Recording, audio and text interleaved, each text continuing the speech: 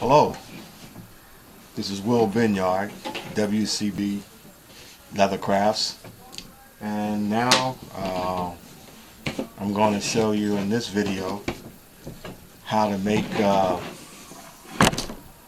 belt from belt blanks. There's a couple different ways to start your belts. You can purchase belt strips from Tandy's Leather that already have snaps or and also slots for the belt buckle, or you can go to a leather supply store and purchase strips of leather, just the length of leather that you can make any length belt from anywhere up to maybe 44, 46 to 48-inch waist. In this video, I'm going to be making two belts, but I'll show you just one belt in the video. I've got to make a black belt and a brown belt, and instead of using the pre-manufactured snap on this, the black and the brown belt, I'll be adding my own snaps and rivets. The best thing about snaps that you can actually take and change the belt buckle. With rivets, once you set the rivet, the belt buckle is going to be permanent. I haven't decided yet on these two belts whether I'm going to use rivets or snaps.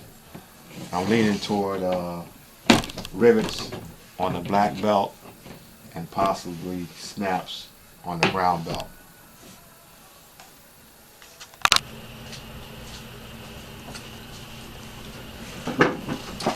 Alright, before I start doing anything to these belt blanks, I'm going to show you some of the necessary tools that I'll use for the project of turning these belt blanks into wearable belts.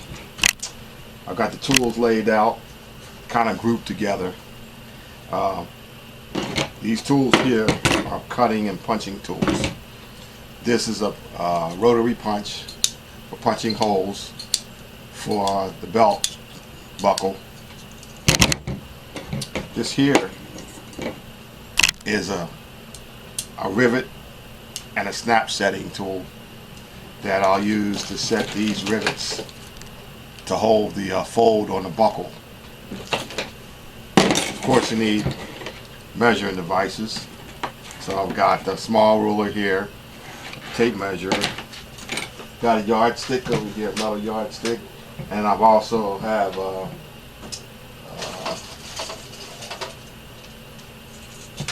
T-square that I use.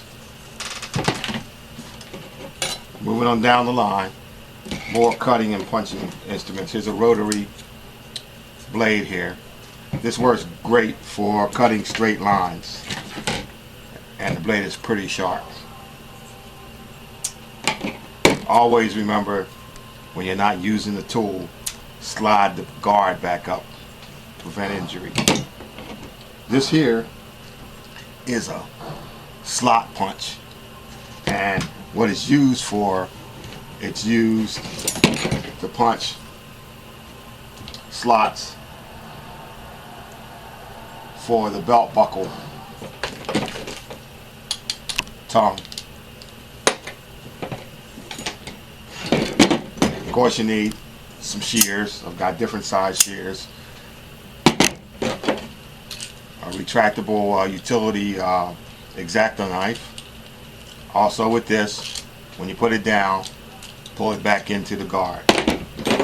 This here is a skiver, and what it's used for is used to thin down and shave the leather. Like for instance, you'll notice that here is thinner where the snaps fold over. This was the original thickness here. So you shave it and you skive away the surface of the leather. This here is, I have some razor blades that I'm going to replace this one because this blade is worn. These are blades you can get from any department store. They're ejecto blades for the old type of hand shaver for your face. This here is a small plane I picked up a while back. It's mainly used for wood, but I also use it to skeeve and shave the surface of the leather, mainly on the grain side. This is the grain side. This is the flesh side, the smooth side. Handy little nippers for nipping and cutting thread, particularly at the sewing machine. These are punches, or awls, basically awls for opening and widening holes and even creating holes. These are burnishers, edge burnishers. This has two different widths, a wider width and narrow width. This tool here, it has just one width. You run it along the edge of the leather to smooth it down before you dampen the leather and then you burnish it. It's called burnishing. Of course, you have your marking tools, your pencil, your pens, your permanent markers. One thing to be cautious of is ink marks on your projects. If you're going to mark something with ink, make sure it's in an area that's not visible or that you're going to dye over it. I usually use pencil a lot of times to mark. The permanent marker, depending on the color, is also a good tool to have to do touch-ups.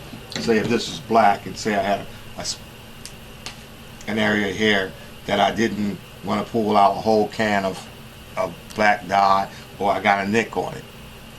Just touch it up here, like so. Say for instance, it's a temporary. You're going out and you nicked up the edge of something. Just get your marker, color the marker, and just touch it in that small area. That'll hold you for the night to get you out, get back in, and then at some other time you can touch it up with regular dye. These are your rivets, gold rivets, or brass tone rivets, and chrome, silver tone rivets, and the buckles. You'll notice that the brass tone buckles go pretty nice with the brass tone rivets, and I'm probably going to go ahead and put these on the brown belt. The silver one, buckle, silver rivets, will probably go on the black belt. You also need, at times, hand needles, straight needles, and also curved needles. I'll explain this in a few seconds, what this tool is. You also, I've created, since I'm making belts, I've got this circumference wheel or circle, and I can open it up and adjust it to the width of a belt and change it.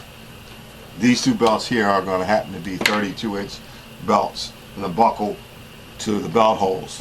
Also remember though, when you're measuring your belts, the length is not just determined by the buckle to the belt holes. You want to have an excess length that you put and route around your waist after you pass through the first loop on the pants or in the skirt. So I use this to adjust to be able to cut my leather to the right length. This here is a marble pounding block, and I use this to set rivets. You need a hard surface, and when I'm inside, say a small area, and I can't get to the back of the rivet, I'll insert this in and pound on this. This right here is a pounding board. It's good for pounding, setting, punching, particularly good for punching holes into leather. Again, safety, lay it back down. This here is a pattern for the belt holes. Most belt holes, distance between the holes are pretty much the same on all the belts. So to save yourself from guessing, once you get to the end of the belt,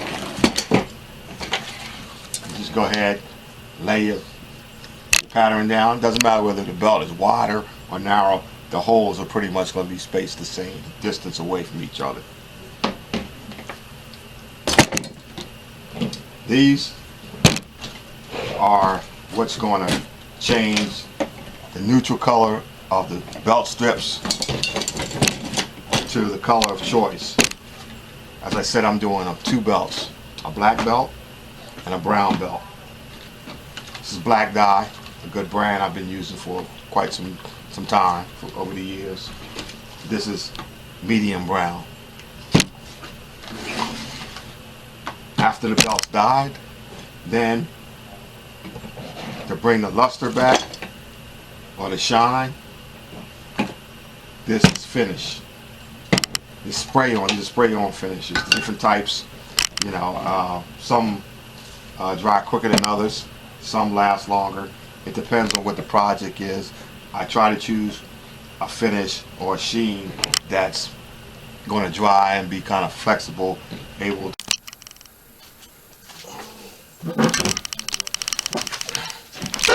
This is a leather balm that actually you can use to help soften up the leather. You can put this on between coats, or you can put it on after the job is totally done. It adds softness and flexibility to the project. Of course, your adhesive. You might need the adhesive to make your belt loops. Depending on what type of belt you're making, your belt keeper loop, that is. You possibly need that to adhere the small strip of leather that you're going to use for the belt keeper. This tool here is a groove maker, and you utilize this tool to make grooves along the edge of your project. Most belts have stitches along both edges of the belt. It's best to make a groove prior to your stitching. That way when you stitch either by hand or with a sewing machine, your stitches lay down into the groove and it give a nicer appearance and are less likely to fray and get hung up over time. The idea is to run the groover straight along the edge of the project all the way down, and then come back if you want it deeper. Again, 3 times probably sufficient. You can adjust the width of the groove by this small set screw here. You push it in and that would make the width wider, or you can push it the opposite way and that would make it narrower. On these 2 belts, I'm going to run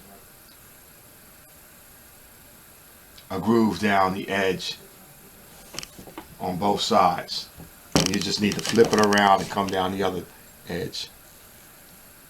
I'll probably widen this up to make a wider groove. Once you do, put your groove in, then you'll be able to stitch either by hand, the process known as a 2-needle saddle stitch, or you can stitch it by machine. These 2 belts are going to be stitched by machine. This is a machine stitch here. It's laying in the groove. It's straight. It's nice looking, and it's mainly for decorative purposes, not to hold anything in, as if you were sewing two pieces of leather together.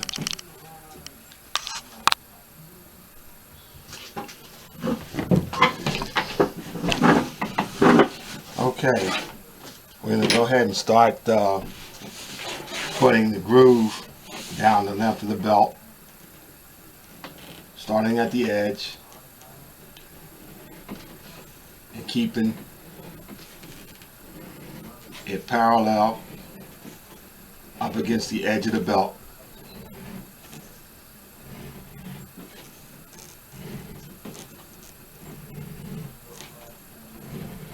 And bring it on down.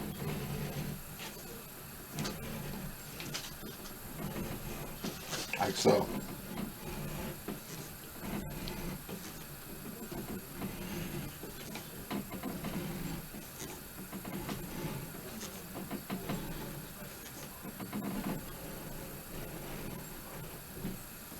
Okay, and move the belt up, line yourself back up in the stitch above, that's the groove above, and continue on down, keeping it pressed against the edge.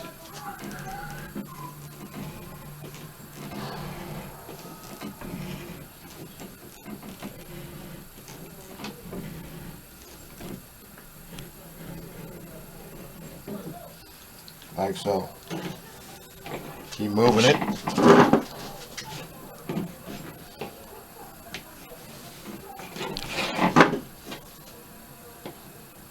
Get back in the groove.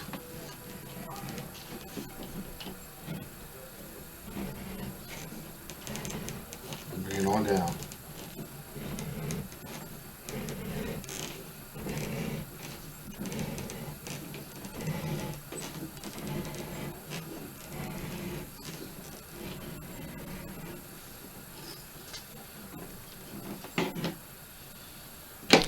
Move it up, like so. Get back in the groove.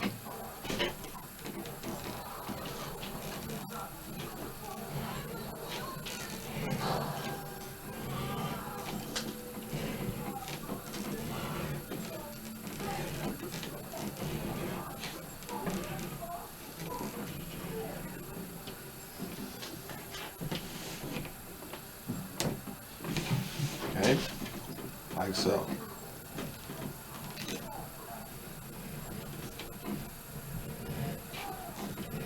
Stay up against the edge, apply pressure, and bring it all the way down to the edge.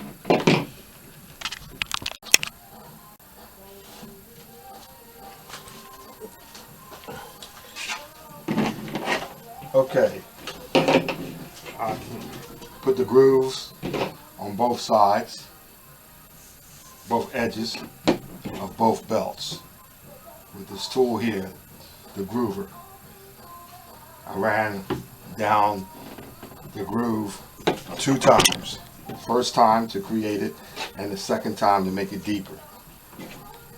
Now what I'm going to do is I'm going to go ahead and start working on the black belt.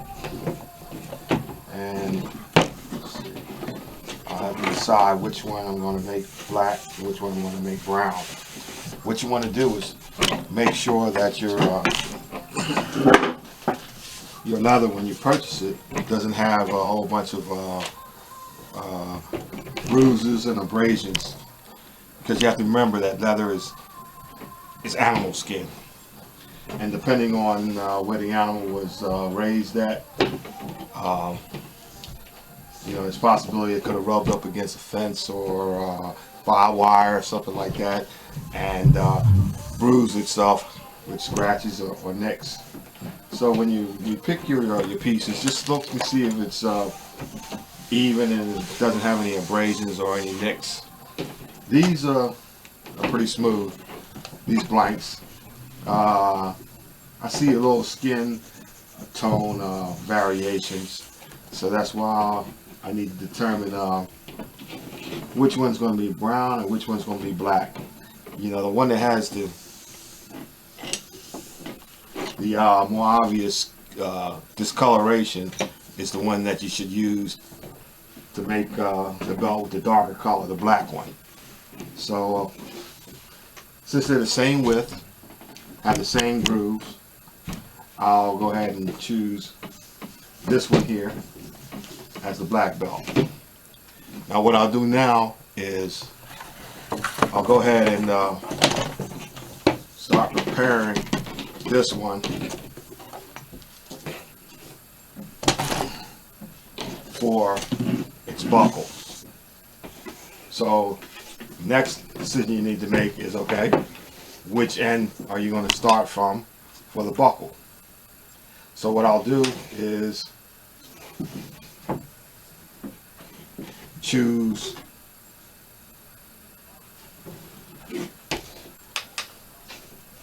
the end, this end here, with the unstraight edge. And then that way I can modify this for the tip of the belt. What I'm going to do is I'm going to skeeve.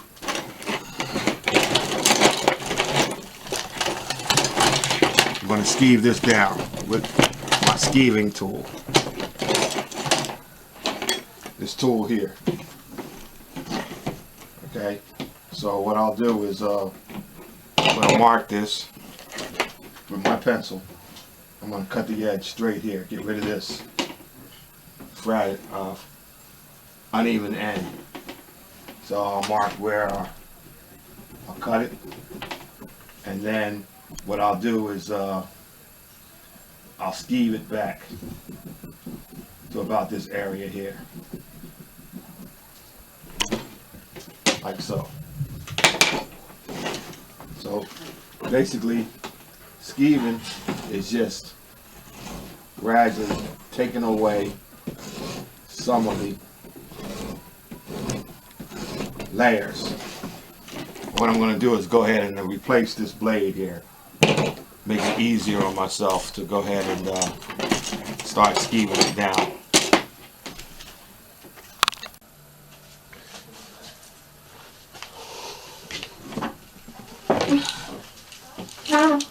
Alright, I'll change the blade and the skiver, and I'm ready to start taking some layers of this off, so I can make it a little bit thinner and more flexible for the fold over for the buckle. Doing all this before I actually dye it. Maybe I'll go ahead and cut this straight here. My shears. And then the way this works is just take it and pull it towards you, like so. Gradually. Don't have to apply much pressure because this is a fresh blade and it just wants to slide off. You don't want to take too much. You rather take a little bit at a time than to take too much, like so.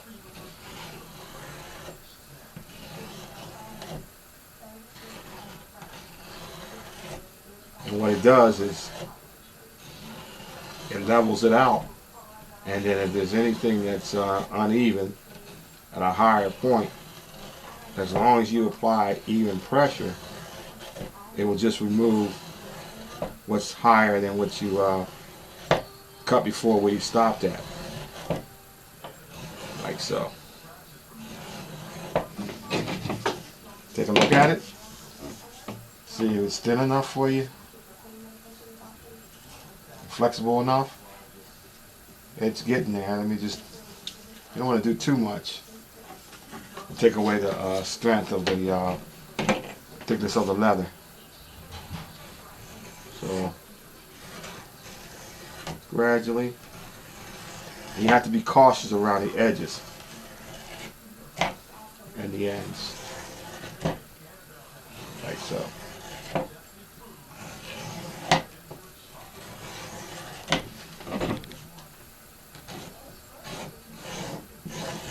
That should do it.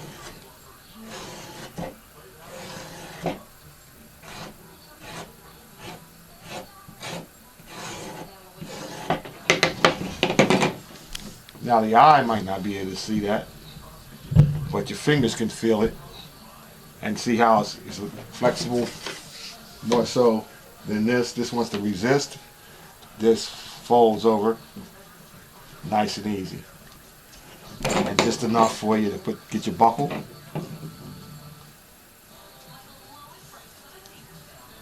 And secure your buckle to there along with your rivets. So that's good there.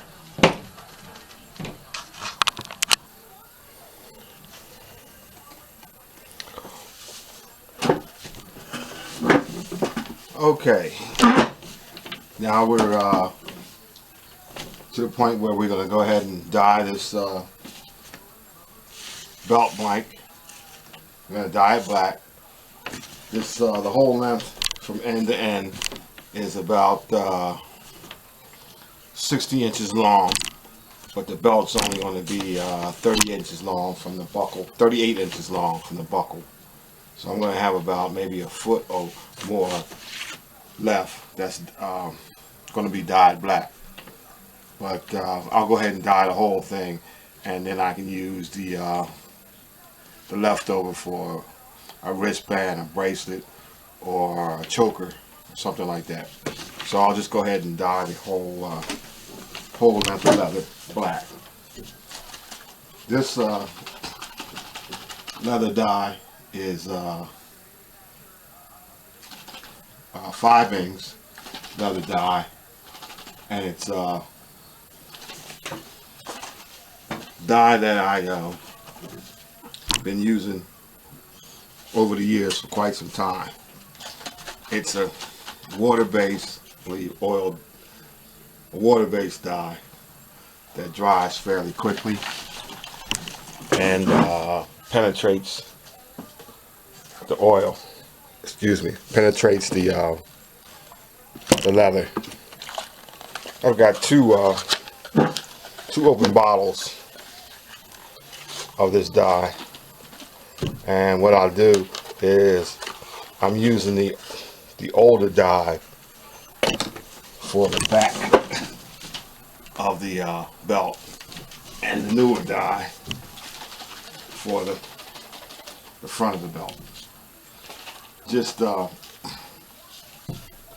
as a caution, just to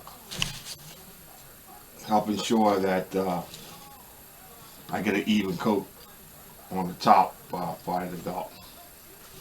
The way to utilize this dye is you put it on and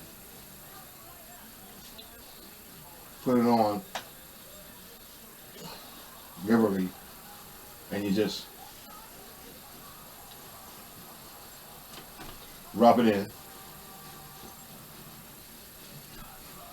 in circular motions, back and forth, and you'll notice that it won't necessarily be even all the way down, but that's why you let it set, let it dry, come back and add a second or a third coat over top of the previous coatings.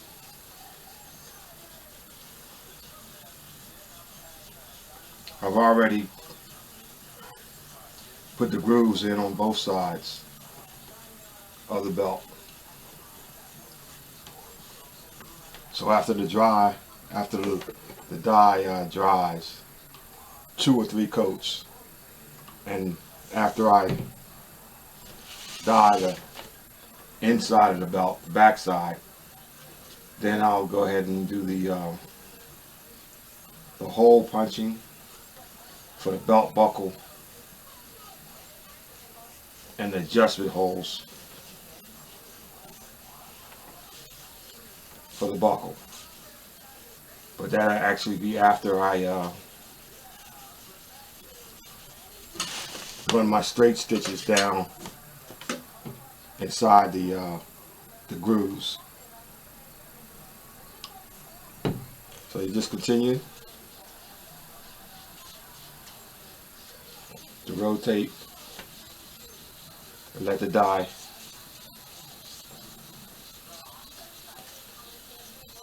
seep its way into the pores of the leather.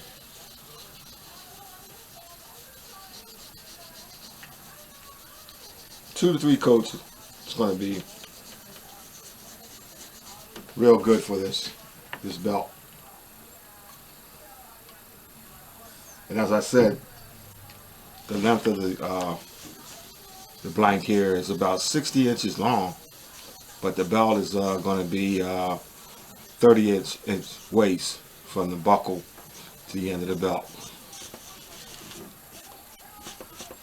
So got the first coat on, we'll let that dry, and then we'll come back later and then put the second coat on.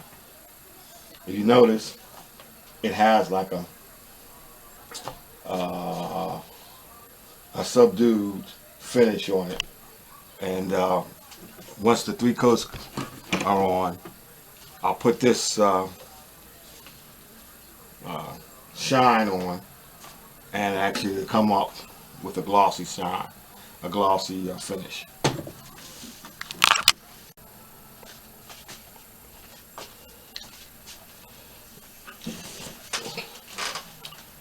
All right, the dye is drying now.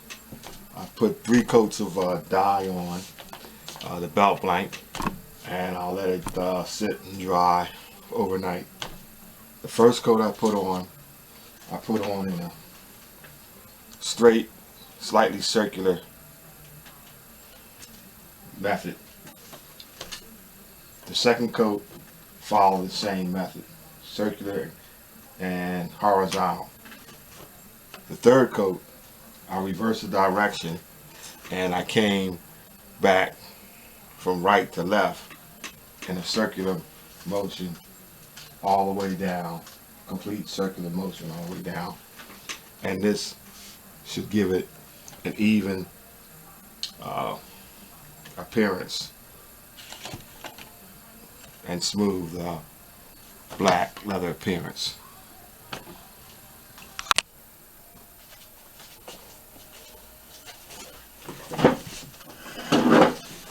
All right, back at the prep table, and last night, about 24 hours ago, I dyed the top side of the leather black, 3 coats of black leather. That was after I put the groove in with the groove stitcher for the stitching line. Then I dyed the leather 3 times, 3 coats of black dye. Then this morning I dyed the inner side, the flesh side of the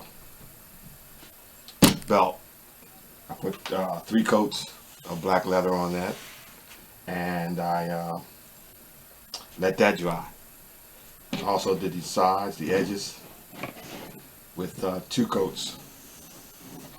And what I'll do later on is I'll go along with an edge burnisher, and I'll burnish the edges, smooth them down. I'll rub these both sides 3 times or so, or more, to make sure any loose or any residue of dye is off, even before I put this finish on, which will occur later on, after I put the stitches in with the sewing machine.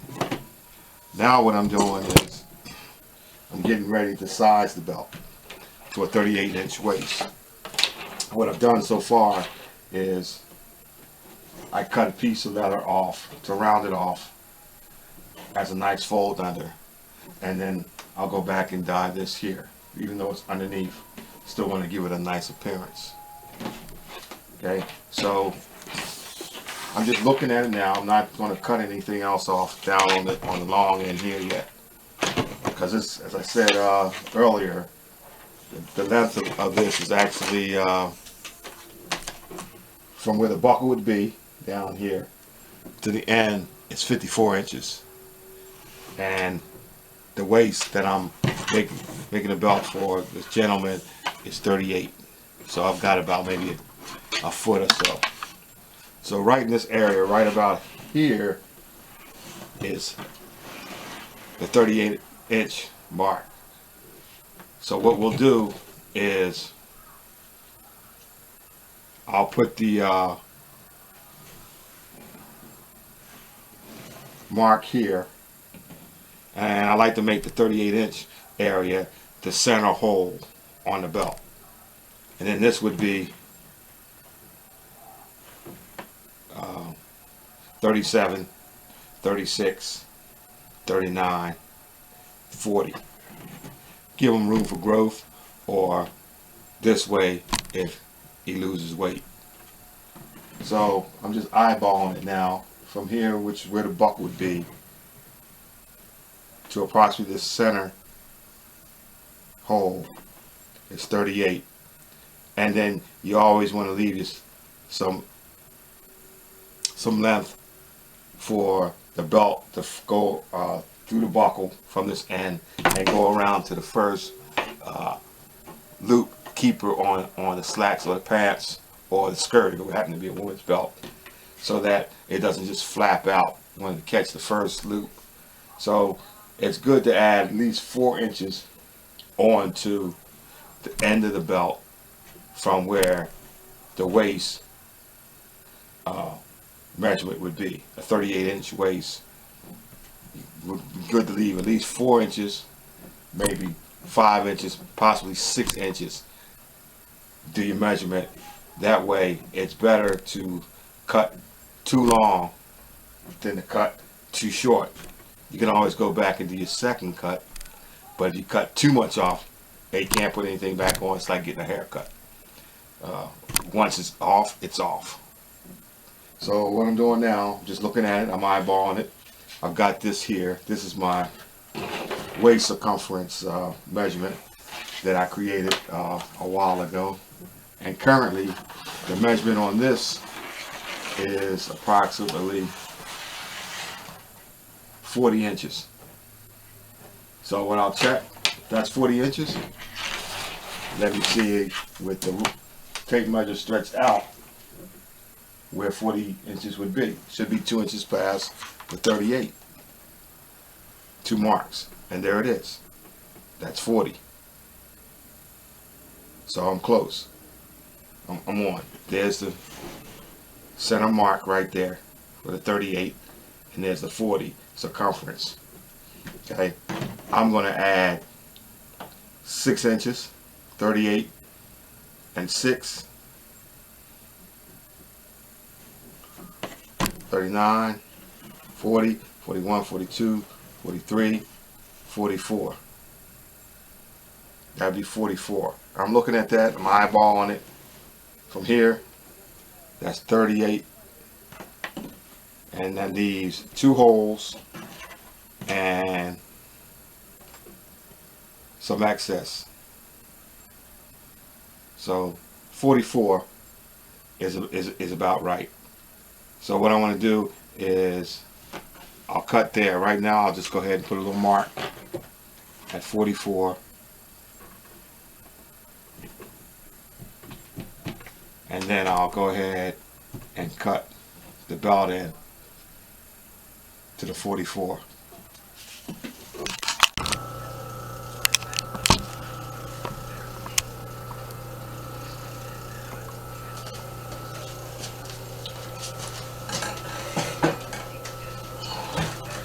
Okay, I'm now at the sewing machine and I've cut both ends of the belt, and this is the fold under end, the buckle end.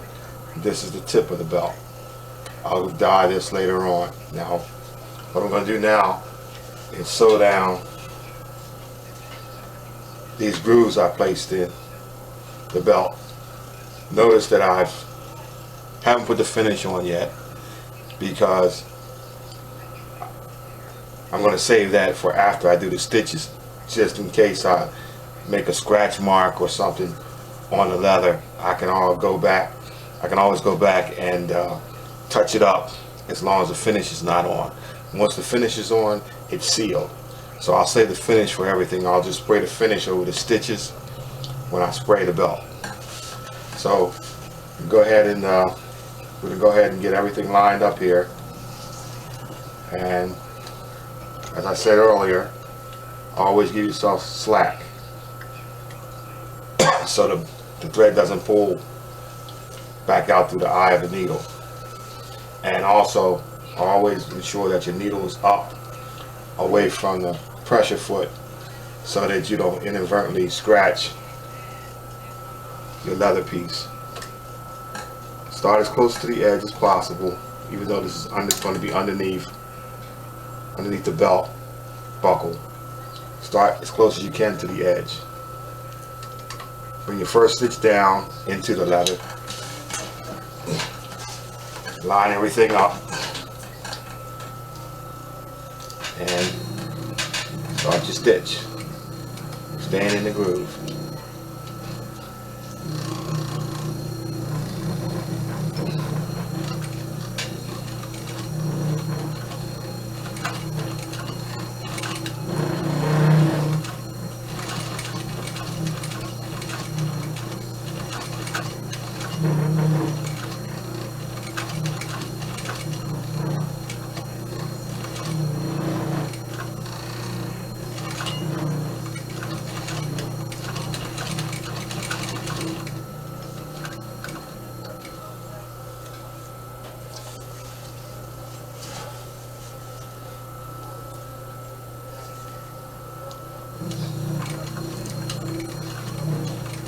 Just slow and steady.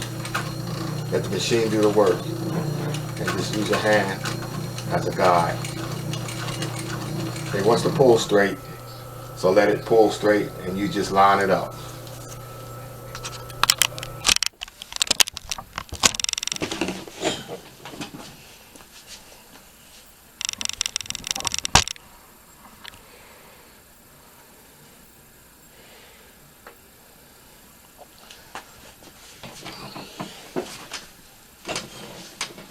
Okay, back at the prep table, and I've got the stitches done from the sewing machine stitches on both edges.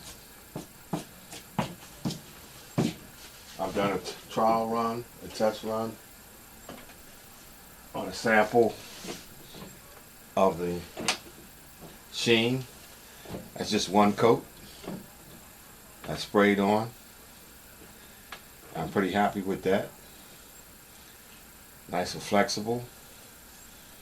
And I think one coat should just about do it. And then on the belt, I'll do a coat on the inside. Possibly might do 2 coats on the belt. I don't want it to be too rigid though. I want it to be flexible, and this is pretty flexible here. Letting that dry. And what I'm going to do is finish off my stitches, the ends. Do either overhand knots or surgeon knots. And then I'll touch up the ends here and the end here on the tip end. And then I'll go ahead and put the finish on. Then after that dries, I'll come back and set my buckle slot for the buckle, silver buckle here.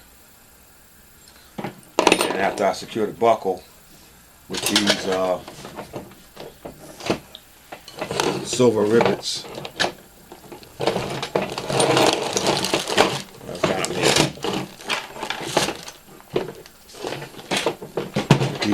these silver rivets here to match the chrome color buckle. I'll secure the rivets, and then I'll do a belt keeper. I'll dye this black, do a belt keeper, such and such, like this.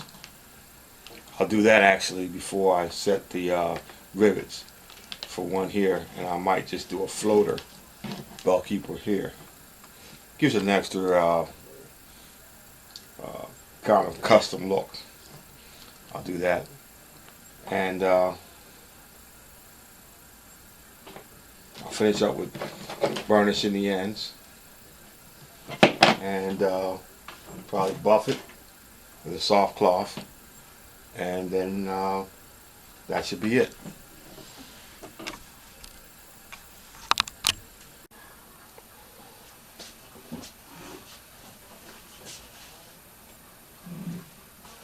Okay, I've dyed and finished with the sheen on the outside of the belt and the inside of the belt. I've rubbed the inside of the belt to get any loose shavings of the flesh side of the leather off the inside of the belt, and I've sprayed it about 3 or 4 times with the sheen. And what this will do is seal the inside of the belt as it has on the outer side of the belt. Once this dries, then I'll go ahead and burnish the edges. What I'm doing now, though, while this is drying, I'm working on the belt keepers. And this belt is going to have two belt keepers. One that's going to be on the edge of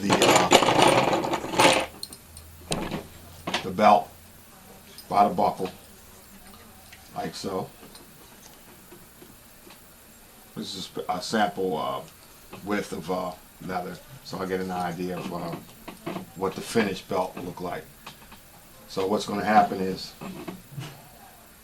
it's going to go around and go in between, like so. And then I'm going to have a floater, semi-floater, because what I might do, I might connect it inside to inside this so it floats only so far back. This is if for instance, the tip of the belt comes out past the first belt loop on the pair of pants or the slacks. That way, this will keep the tip of the belt down, this floater one. This is the initial one here. What I'm going to do though is this is going to get a stitch just like the belt and the stitch line. And then what I'm going to do is, matter of fact, this is going to be the stationary one. I've got my little stamp that has my handcrafted by W.C. Binyard, and I just used the back end of it, and it just has my name, my first initial, second initial, and last name, and that'll be on the inside, just so that the wearer knows that it's a custom belt designed by me. So what I'm going to do now, I've already buffed these pieces, took all the loose excess leather dye off, and now I'm going to go ahead and start preparing this for the belt.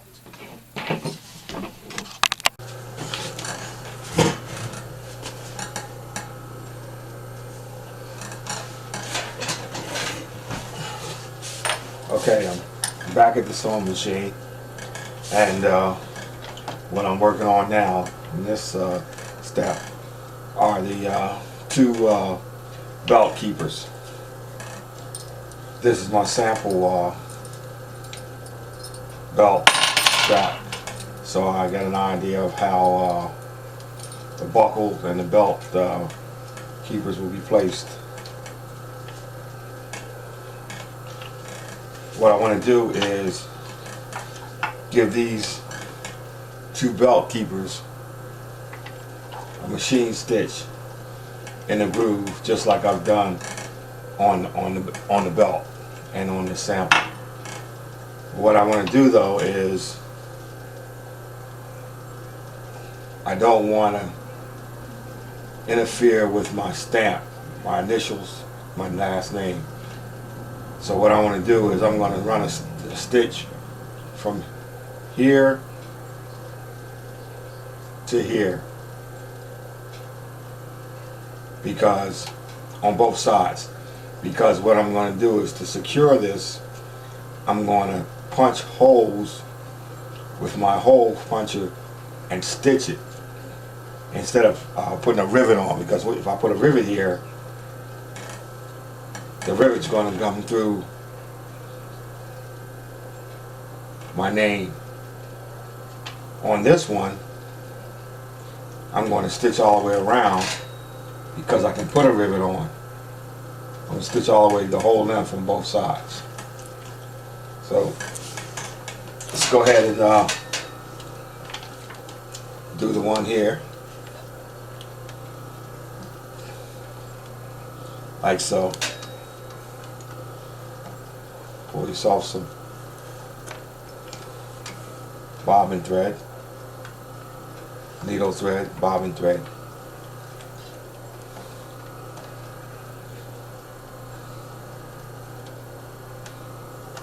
Bring your foot down, press your foot, and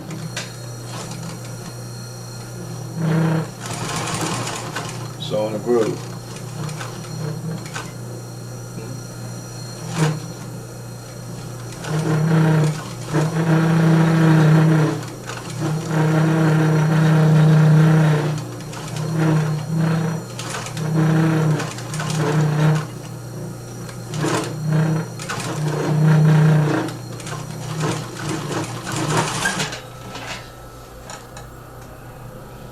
Like so.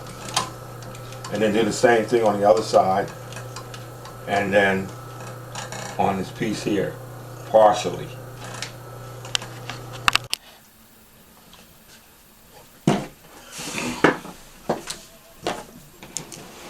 Okay, next stage is burnishing the edge of the belt. You'll notice that I've also finished the belt keepers, the two belt keepers, dyed them, and I put some sheen on them to give them a slight gloss to match the gloss that's on the belt. Now I'll do the burnishing. And the way to burnish is put a little water, a damp cloth on the edge. Take your burnisher and just rub. Now you can do this before you put the finish on, before you put the dye on. But the thing about that is, once you burnish it, it's kind of hard for the dye and the finish to penetrate. So in most cases you do this after you dyed it and you put the sheen on. And see, you'll see that it's glossed up and it's giving it a smooth edge. And you'll do that working down the edge of your project. See how that's glossed now compared to that, and smooth. And I'll do that all the way down on both ends, come back around, and on the tips.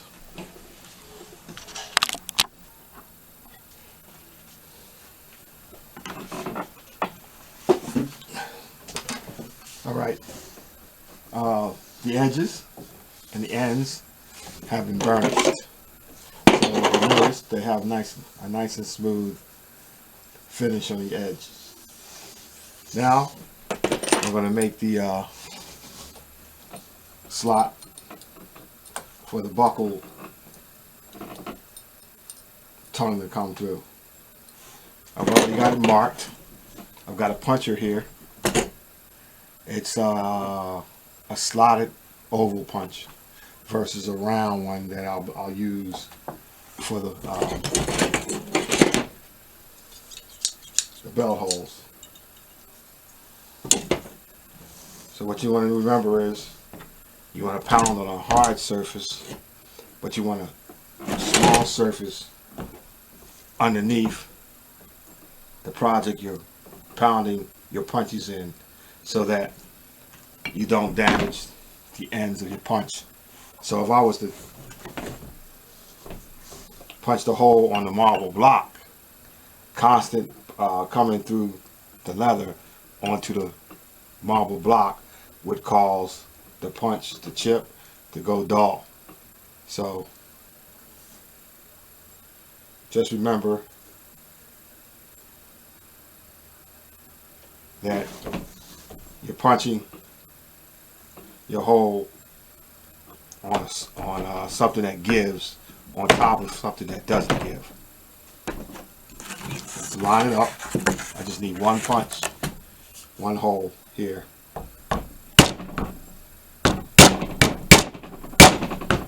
Just to ensure that it goes through and punches. What you do is, if it's not all the way through, put it back on, punch until it's through. And that's it. That should be big enough, long enough for this tongue to go through on the buckle. So give it a test run, like so. It doesn't have to be extra long. All it needs to be is wide enough, long enough for the tongue to go through, like so. That fits good. That's all you need to do. Next thing is to secure the buckle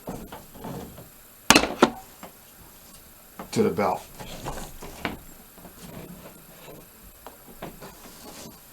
What I'm going to do though is put the belt keeper on in between my rivets. I'm going to do four to six, more than likely 4 rivets. So I could go this way on the short end, but I'll just go ahead and bring this up on the long end, from the long end all the way up.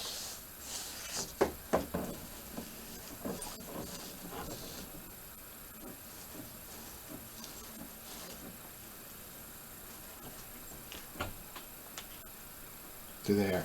What I'm going to do though is, this is my floater, and there's my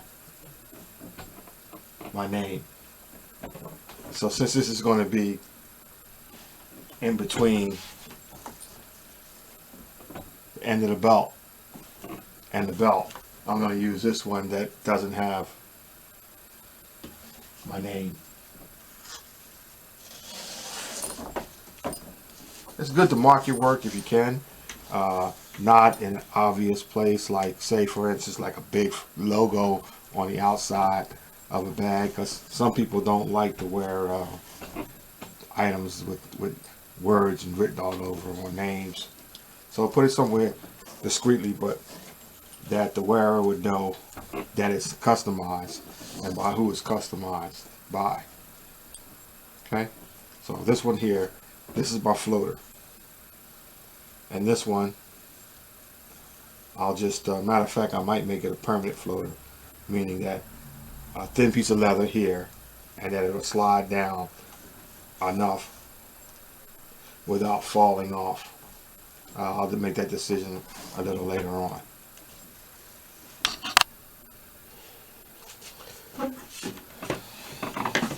Alright, what I've got now is I'm putting the keepers on, and I'm putting them in place. This one's going to be a slide keeper. This is a permanent keeper. So I've glued them up, glued this one up, permanent one, and I've got it setting with some glue, and I'm gonna hold it in permanently with rivets. And then this here will be the floater. And this one will go up and down the length depending on where the tip of the belt is in the belt loops.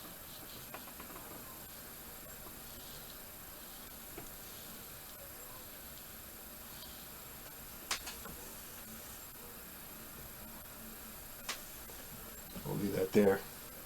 Let this glue set up, then come back and put 4 to 6 rivets. I'm going to put one here, one here, one here, one here, and maybe a back rivet here. I don't want to put too much metal on it because this is a dress belt versus a jean belt. So I'll see how 4 looks and how 4 holds, and if needed I'll put a 5th one here. Matter of fact, it might be a 5th one that actually holds this to allow this to float up and down, like for instance connected to here, so it can float up and down like so and not come off totally off when the young man's putting his belt on. So we'll let that set up. The clamps are holding down, and take a look. That's good. I'm gonna take the clamps off because I don't want.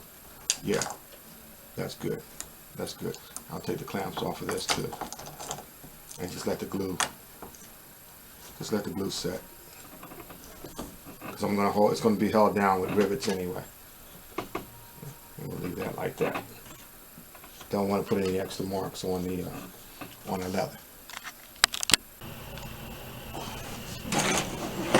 Okay, I got the buckle glued in with the keeper in between the inner part of the buckle and the outer part of the buckle. What I'm going to do is put four rivets, 2 on each side of the belt, the buckle keeper.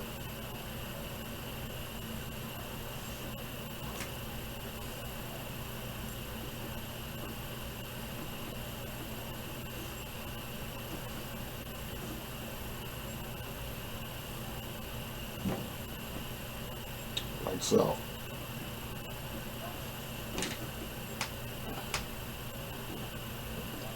I'm going to line it up, eyeball them, and then punch holes into the leather for the rivets to sit. Line them up straight across from each other and vertically, horizontally and vertically with each other. Then I'll set them. Okay, what I've done was I've taken one of the 4 rivets, pressed it down,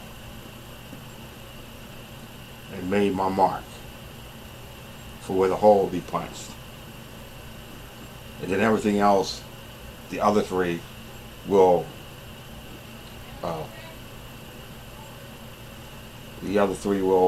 balance off from the first one.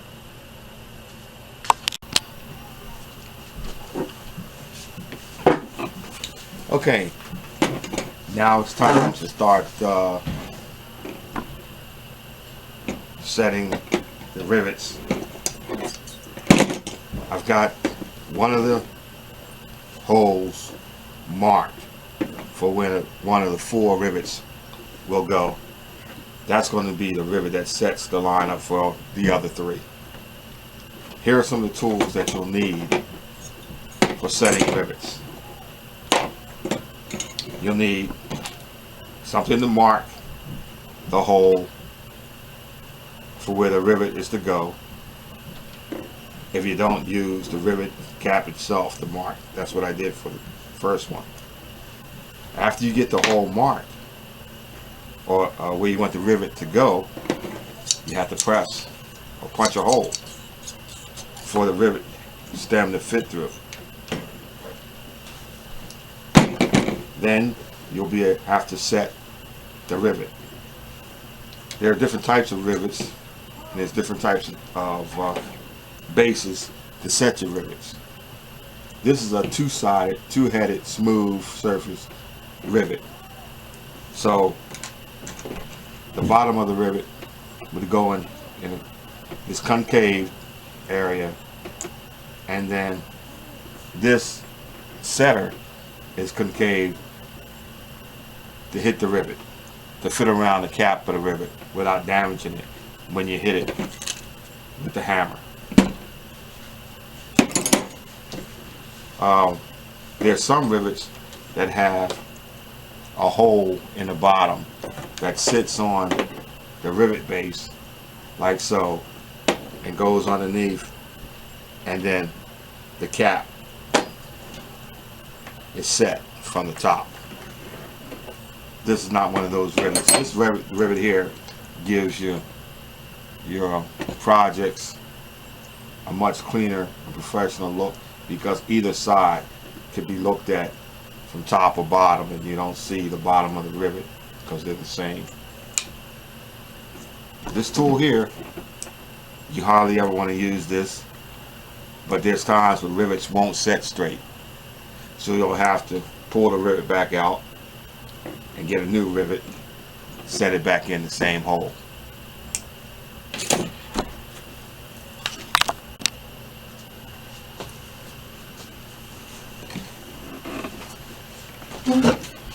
Alright, I'm getting ready to punch the first hole. That is actually the alignment.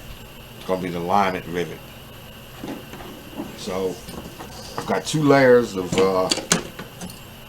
leather to punch through. And what you want to do is hold your pieces together tight and choose on your rotary punch which hole will be big enough for the rivet stem to go through. You don't want to choose a hole that's too big, because it's going to leave an unsightly, unpleasant look. So even if you choose one that's a little smaller than the stem on a rivet, you can use your punches to work it through. So what we're going to do is go ahead and use a small hole, and we're going to go ahead and punch this first hole right here, holding the leather together, twisting, and that was a nice clean punch. I could feel it when it came out on the other side. As with your sewing needle on your machine, you want to make sure that your tools are taken away from your project nice and clean, so you don't drag them across and scratch anything. So here's the first hole here, and see, this rivet hadn't even been set yet, and it's just sitting on the cap, underneath the cap. So what you do is line it up. See, that's tight. So what you'll do is open up the hole. Leather gives a little bit, so you'll have a little give to make the hole a little bit bigger. You set the stem from the bottom. There you go. And your cap goes on top.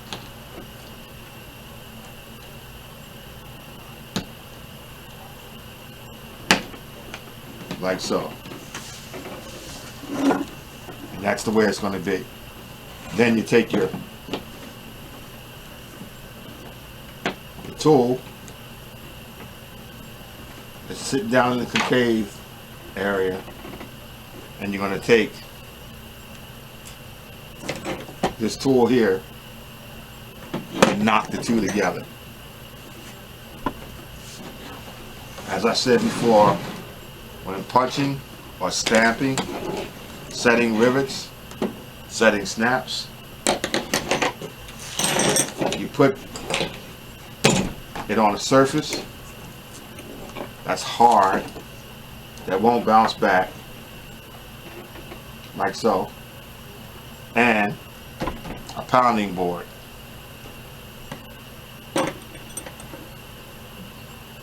So what you want to do is, this pounding board has a little give. I don't want any give when I'm setting this rivet. So I'm setting the rivet on top of the marble block so that it's no give. And then you have the concave bottom part of the rivet setter, and the top, which is concaved also, fit right over that snap, that rivet. You give it about 3 taps, and the rivet is set. That's all there is to it. Now, you just go ahead and set up your other rivets off this primary rivet.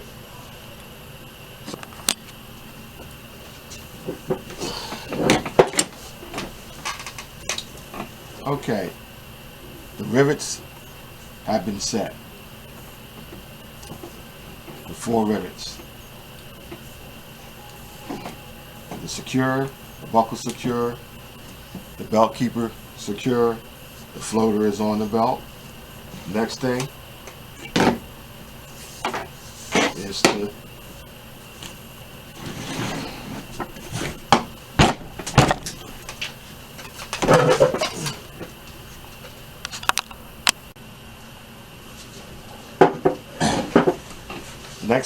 do is to punch the belt holes.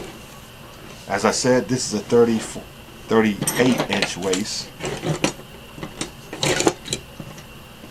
and I'll cut the length or punch the length. So I'll measure from the buckle to the 38-inch mark. As you can see, the 38-inch mark is here at this end, and that leaves about 8 inches of buckle from the end, from the center hole, which is enough to catch the second loop on the pair of pants or the slacks. So you measure twice, punch, and cut once.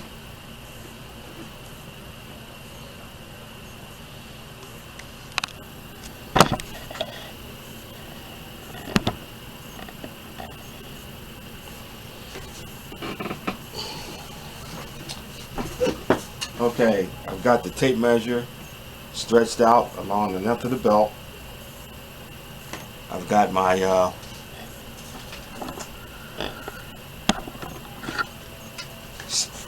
pattern for my belt punches.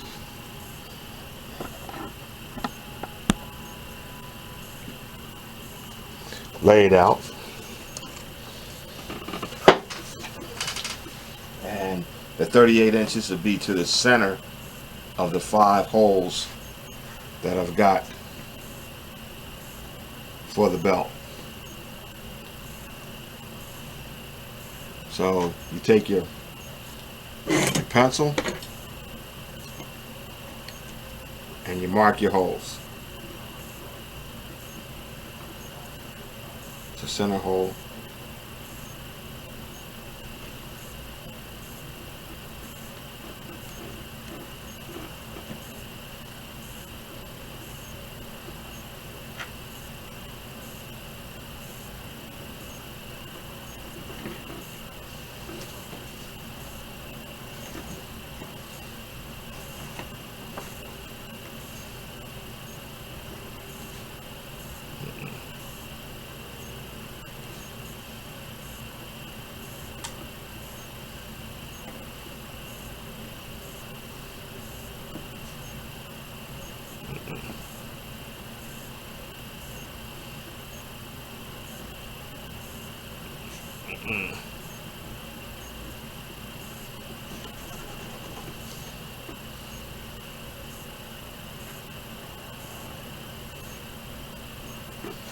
Like so.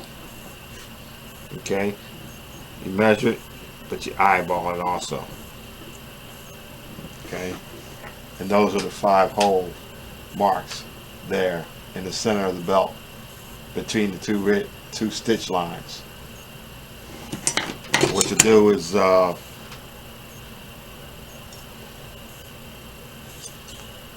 want to make your holes no larger than what they actually need to be.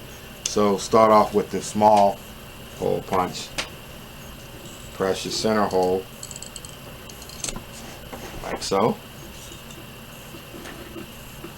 and then work your way away, keeping it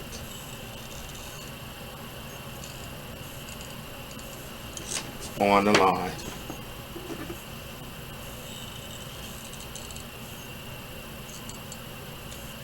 Like so.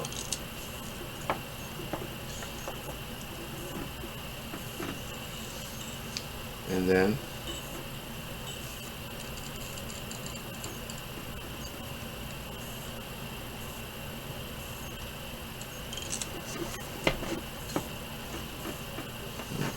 your 5th hole.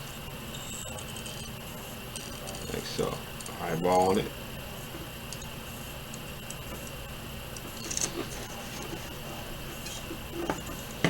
And that's all 5 holes. Okay. What you'll do is throw it up, run it on up and through, and give it a trial run. And that's a nice hole. It's a nice hole. And what we'll do is we'll bring that down like so. We want to lay down like so into the groove on a buckle, and then you bring the excess through the belt loop and around. And that's laying down nice like so. That'll work out fine. And as I said, this is your floater. So this will come in between the first 2 loops on the slacks or the pants. Like so. Keep them flapping out between the loops on the pants.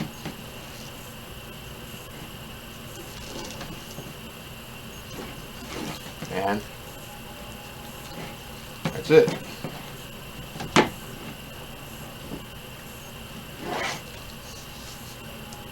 That's a 38 inch belt. And most men route their belt from the left side around to the right. So most belt buckles face to the wearer's left. Whereas most women route their belt from the right to the left. It's just like buttons, you know. Man's buttons are on one side, women's buttons are on the other. And the reason why the man's buttons are on one side is back in medieval times, men could unbutton their coat or their cape with their left hand while reaching on the right hand for their sword. Where women, wealthy women, who had helpers to help them dress, the helpers would be right-handed, so that the buttons were on the opposite side, so that a right-handed helper who was helping a wealthy woman get dressed could button and unbutton the woman's clothes for her with the right hand. That's the difference why things are on the right and on the left for men and women. And here is the finished belt. You'll see that it has the buckles, the rivets are underneath, the belt keepers, the belt keeper here, permanent belt keeper, the floating belt keeper, and the 5 adjustment holes. This middle one is a 38 inch. This would be 37 or 36. This would be a 39 or 40 inch. Actually, it's the opposite way, because here's the end of the belt. That's the tip there. This would be a 36. That would be a 37. Here's the 38. That would be a 39. And that would be a 40. So there's adjustments there, room for waist growth. This end here allows the end of the belt to go into the keeper. More than likely, the belt loop pants, the first one on the wearer's left side, would be maybe about say about 4 inches away from the buckle. I want to make a correction. The buckle on a man's belt faces to the right, because he routes the belt from his left to his right. On a woman's belt, it would be kind of like this, because she'll route the belt from her right to her left, going through the belt with the end of the buckle, the end of the belt pointing toward her right. So the buckle head would be facing to her left. On a man's belt, the buckle head faces to the left, and the end of the belt faces, the head of the buckle faces to the right, and the end of the belt itself faces to the left. That's not critical on a plain belt, but if there was patterns on this belt, such as say a 5-point star, if the points were up, facing up to the wearer's head, then you would have to consider which way the belt is being routed. If they chose to wear the belt and route it from the right around to the left, that would cause the image to be upside down. So that whenever this pattern is put on a belt, you have to consider who the wearer is, which direction they're going to route the belt in. Just to be safe, just remember that most men will route their belt from the left to the right and come through the front of the buckle. The buckle will face to the right. The end of the belt itself will face to the left. This belt is complete.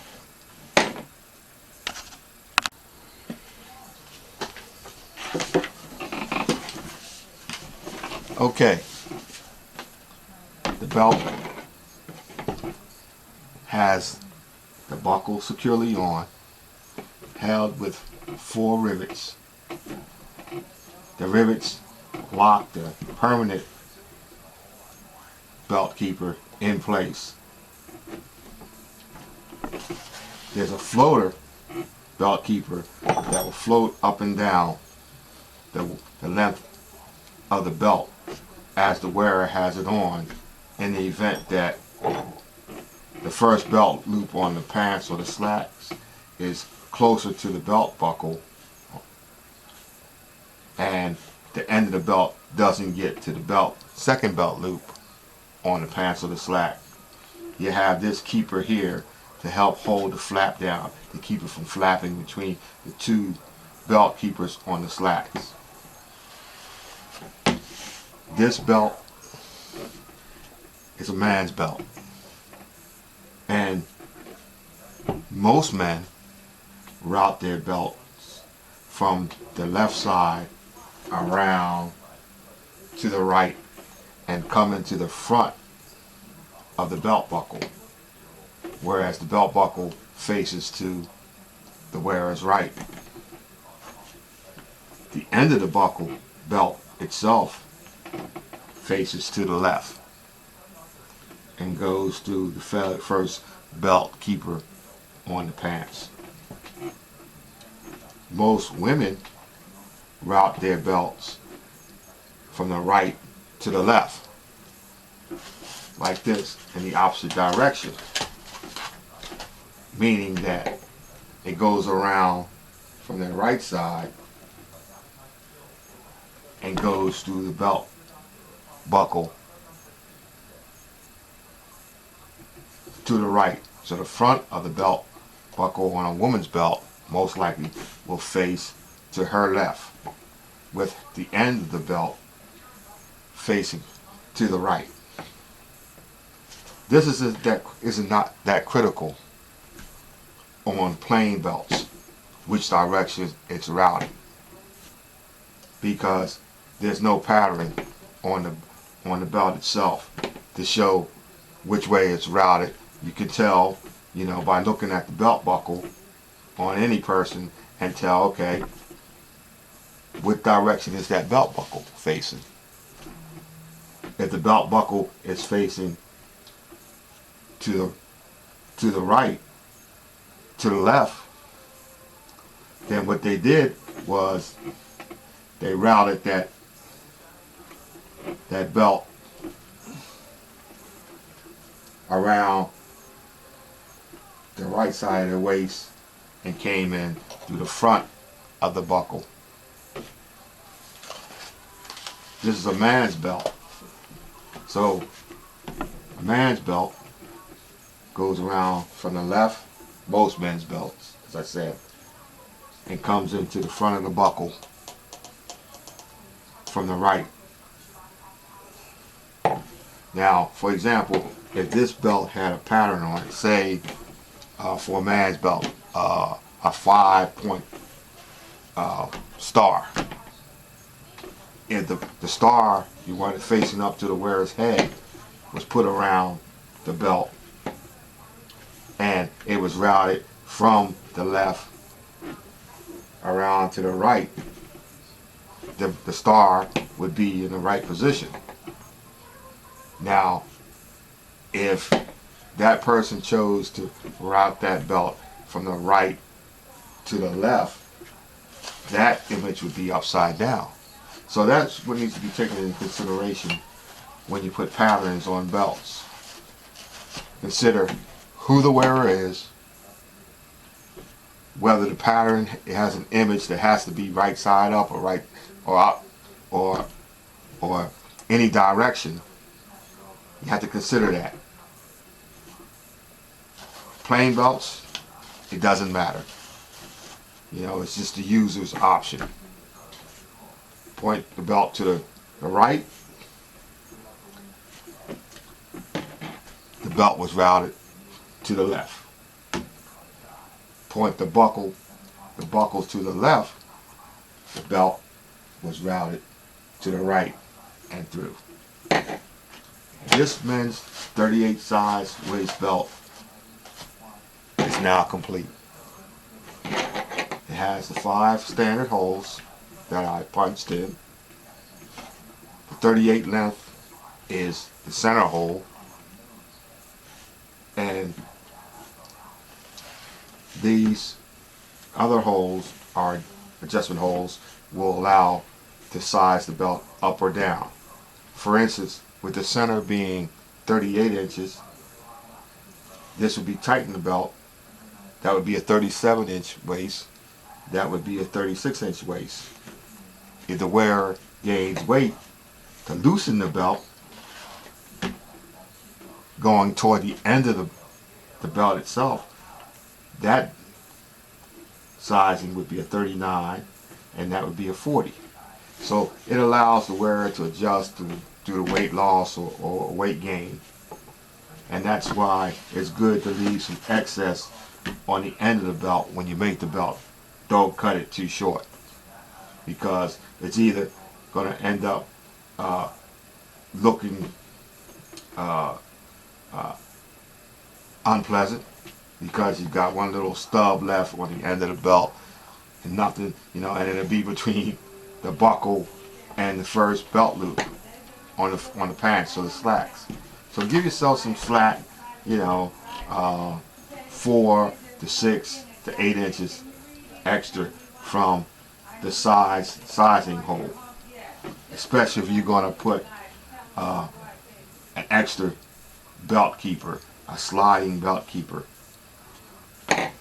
So this belt is complete. And now the next belt I'll do is a brown belt, but the procedure is just the same as all the steps for the black belt.